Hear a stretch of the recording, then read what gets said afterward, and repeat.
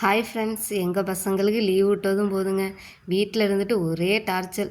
ஏதாவது ஸ்நாக்ஸ் செஞ்சுதாம்மா அப்படின்னு சொல்லிட்டு எனக்கு டக்குன்னு என்ன செய்கிறதுன்னு ஒன்றுமே புரியலை. சரி, ஃப்ரிட்ஜை போய் திறந்து பார்த்தேன். முட்டைக்கோஸும் கேரட்டும் இருந்துச்சு. அதை வச்சு ஒரு ஹெல்த்தியான ஸ்நாக்ஸ் செய்யலான்னு சொல்லிட்டு வெஜ்ஜு மாமோஸ் தாங்க செய்ய போகிறேன். எண்ணெய் சூடானதுக்கு அப்புறம் வெங்காயம், பச்சை மிளகாய், கேரட்டு, முட்டைக்கோஸு எல்லாத்தையும் போட்டு வதக்கிட்டு சிக்கன் பொடி கொஞ்சம் சேர்த்துக்கலாம்.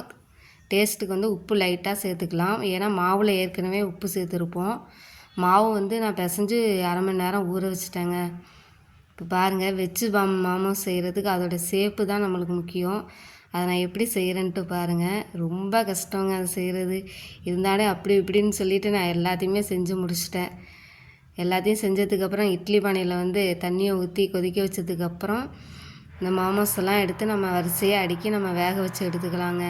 உங்களுக்கு இந்த வீடியோ பிடிச்சிச்சுன்னா லைக் பண்ணி சப்ஸ்கிரைப் பண்ணுங்கள்.